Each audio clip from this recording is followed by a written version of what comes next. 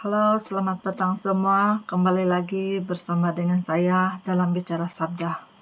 Terima kasih untuk peluang ketiga ini. Tema yang saya bawakan pada petang hari ini adalah keluarga adalah gereja kecil. Keluarga adalah gereja kecil. Apakah maksudnya? Disebut sebagai gereja kecil karena keluarga itu merupakan unit kecil dari gereja.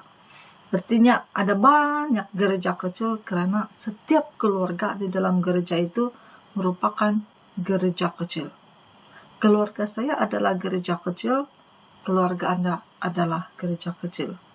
Disebut sebagai gereja karena di setiap keluarga itu juga melakukan apa yang dilakukan di dalam gereja.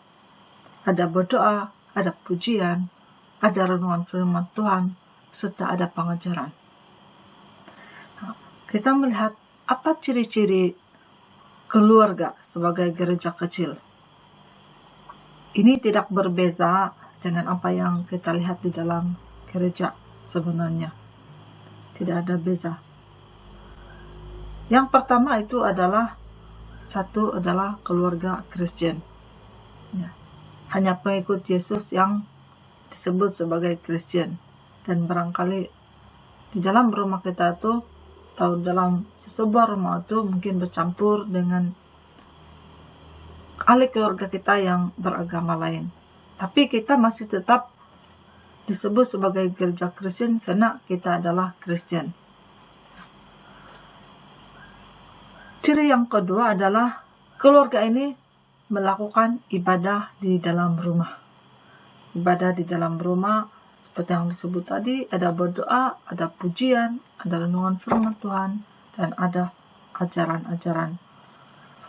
Bagaimana melakukan itu? Melakukan ibadah itu adalah,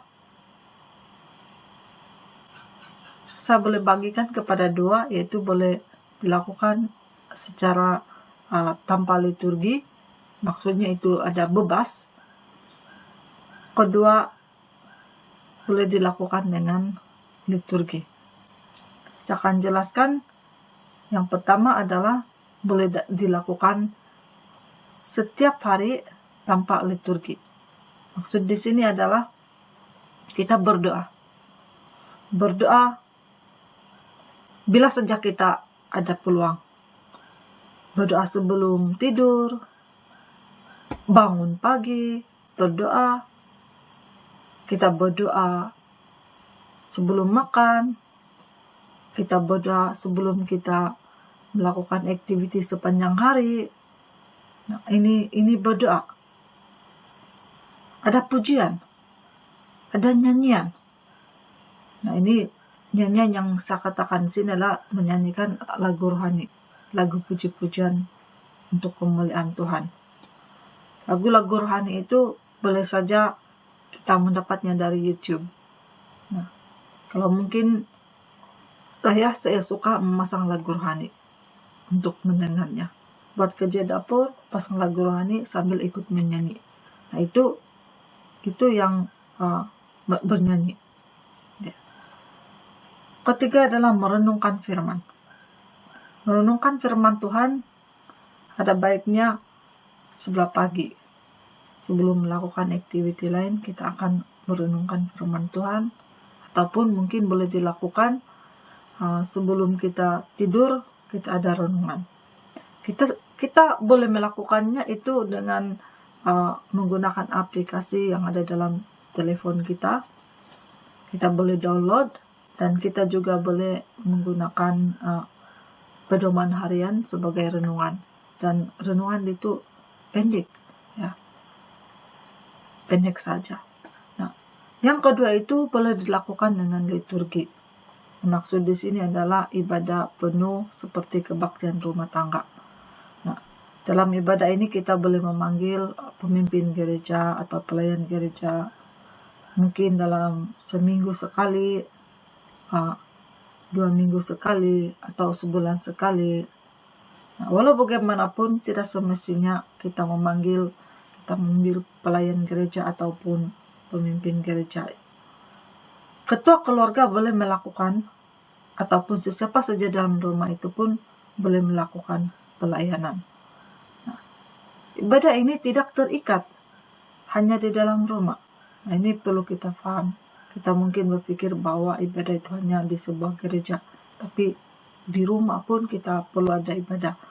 Dan tidak semestinya terikatannya dalam rumah, tapi mungkin masa piknik di laut kita perlu ada ibadah, atau masa hiking di atas bukit kita ada ibadah, ataupun di mana saja yang kita selesai kita melakukannya. Nah, ibadah ini sebenarnya cara kita menanggapi bahwa Tuhan juga hadir dalam keluarga kita. Di dalam Dialah kepala keluarga kita. Nah, kalau kita percaya Tuhan itu hadir dalam keluarga kita, pujilah Dia di dalam rumahmu. Ataupun jika kita percaya Tuhan menyertai kita di mana-mana, kita memuji Tuhan di mana saja kita berada. Saya ingin kongsikan ada satu tulisan dari sebuah buku menulis seperti ini. Hanya ada satu activity yang kita boleh lakukan di dunia ini yang juga akan dilakukan di surga, yaitu penyembahan atau ibadah. Hal-hal yang kita lakukan yang bersifat duniawi itu di dalam dunia ini, itu hanya sementara. Tetapi hanya ada satu saja yang kita lakukan di dunia ini yang juga akan dilakukan di surga, yaitu penyembahan atau ibadah.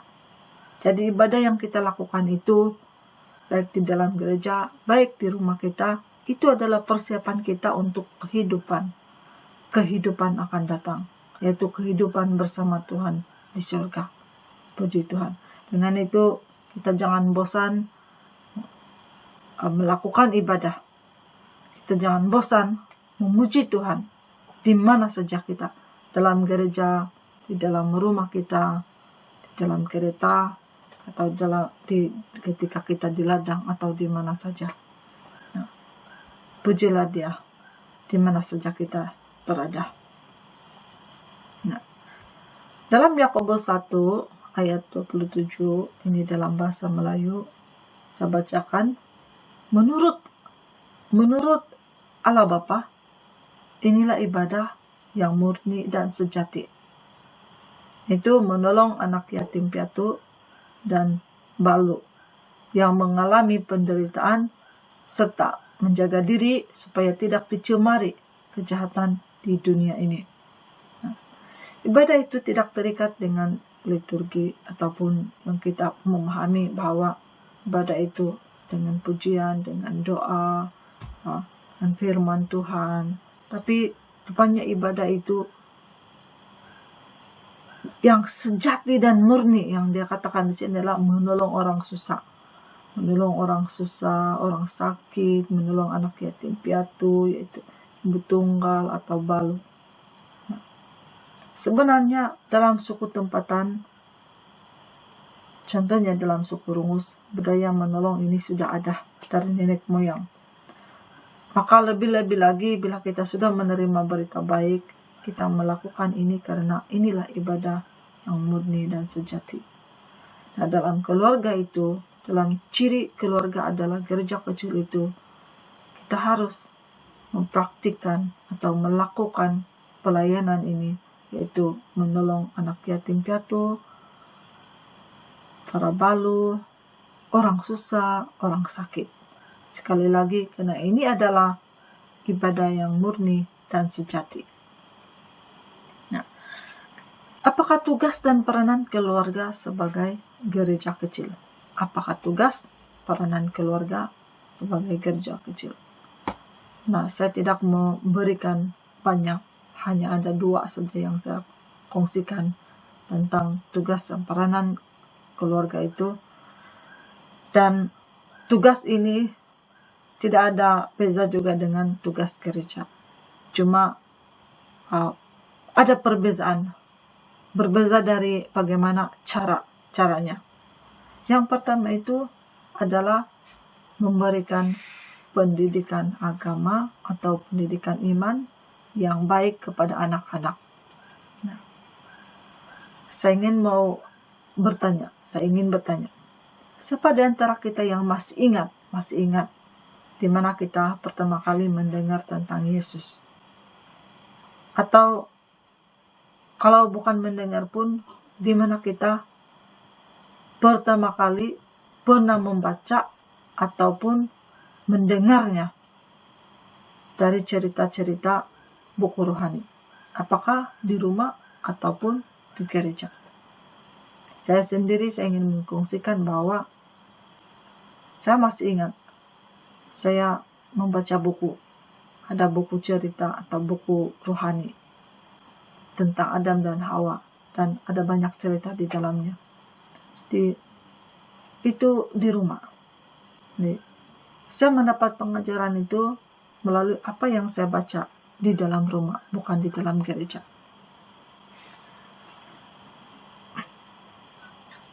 Nah, tugas mengajar ini yang memberikan pendidikan agama dan iman ini adalah tanggung jawab ibu bapa.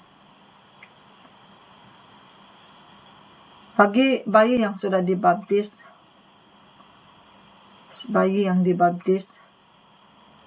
yang mendengar kelas baptisan itu adalah ibu bapa. Nah, dengan tujuan ibu bapa itu akan mengajarkannya kepada anaknya apabila mereka sudah mulai mengerti. Artinya ibu bapa sebenarnya sudah ada bekalan apa yang dia harus ajarkan kepada anak-anaknya. Nah, kenapa umur masih kanak-kanak perlu diajar? Nah, karena mereka masih bersama-sama dengan kita. Bila sudah dewasa ataupun sudah 13 tahun, kalau di area di sini biasanya masuk tingkatan 1 itu tinggal di asrama. Jadi mereka lebih banyak menghabiskan masa di asrama daripada di rumah. Sebab itu umur kanak-kanak itu sangat sesuai untuk kita mengajar mereka. Kedua, mereka ini mudah menerima ajaran dan mempunyai semangat ingin tahu. Saya dari kecil juga sekolah rendah. Saya mempunyai semangat ingin tahu. Dan saya masih ingat apa yang Bapak saya ajar, apa yang saya tanya, dan Bapak saya jawab. Saya juga melihat anak saya bagaimana dia bertanya. Dia sangat suka bertanya. Pada masa makan dia akan bertanya, dan ada kalanya saya juga kehilangan ide apa yang mau jawab. Ya, semangat ingin tahu mereka itu sangat tinggi. Masa yang sesuai untuk diberikan bekalan sebelum mereka dibawa arus kemajuan dunia. Penting bahwa anak-anak kita ini sudah diajar, karena bila sudah dewasa mereka akan menghadap begitu banyak cabaran-cabaran ataupun pengaruh-pengaruh yang meresahkan mereka. Jadi dahulukanlah ajaran yang baik supaya anak-anak kita tetap menjaga iman mereka. Nah, saya ingin menyentuh di sini, apakah bisa tanggung jawab ibu bapak dan pemimpin gereja? Seperti tadi itu mengajar anak-anak itu, apa bezanya kita sebagai ibu bapak yang mengajar dan pemimpin gereja yang mengajar? Sangat jauh beza. Di rumah itu mereka diajar secara tidak formal. Ya, kita boleh mengajar anak kita ketika kita sedang makan, kita sambil makan, sambil mengajar. Kita juga mengajar mereka sebelum tidur. Atau kita sedang dalam perjalanan, kita ambil peluang untuk berbual dengan anak kita dan menceritakan ajaran-ajaran agama. Nah, ini dalam Alkitab contoh orang Yahudi sendiri. Dalam Ulangan 6 ayat 7, orang Yahudi mengajar anak mereka tentang hukum itu ketika mereka berjalan, ketika mereka berbaring, bangun, di ladang. Nah, ini yang ditulis dalam Ulangan 6 ayat 7. Tapi kalau dalam gereja itu mereka mengajar secara formal, ada kelas, malah ada exam, dapat periksaan. Khusus sekali mereka yang 12 tahun sebelum masuk ke kelas dewasa atau gereja dewasa, mereka ada kelas dan ada pemeriksaan. Ibu bapak ada banyak masa bersama anak untuk mengajar. Ya. Masa anak-anak, masa kita menjaga anak-anak kita. Di sanalah banyak masa kita bersama dengan anak-anak kita. Nampaknya jam sekelip mata anak-anak kita cepat membesar. Jadi, belum sempat pun kita mengajar banyak, mereka sudah dewasa. Sebab itu kita perlu mencari masa yang banyak untuk mengajar anak kita. Bukan hanya mengajar, tapi kita menjawab pertanyaan anak-anak kita. Nah, kita ini yang paling paham anak kita, dan kita tahu cara penerimaan anak kita itu. Jadi, mudah untuk kita menentukan bagaimana kita mengajar sesuai dengan penerimaan anak-anak kita. Berbeda dengan di gereja, mengajar secara formal, mungkin anak-anak kita terbatas untuk bertanya.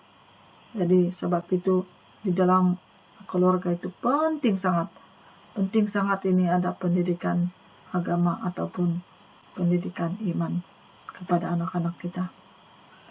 Nah, yang ketiga itu perbedaan adalah kita dapat mengajar dari hati ke hati sehingga anak kita paham. Nah, kalau di rumah kita mengajar, kita dapat memastikan apakah anak kita itu sudah paham atau tidak. Nah, kalaupun mungkin ibu bapak itu jarang berada di rumah, contoh bekerja ya, kaki tangan kerajaan ataupun mungkin kerja jauh. Walaupun mungkin jarang, tapi ajaran ibu bapak itu yang paling mudah diterima oleh anak-anak. Karena sekali lagi bahwa kita sendiri paham macam mana penerimaan anak kita. Maka itu apa yang kita sampaikan itu mudah diterima, mudah difahami oleh anak-anak kita. Nah, saya mengatakan ini karena ini adalah penting. Apa yang kita lakukan pada hari ini itu yang menentukan bagaimana masa depan anak-anak kita.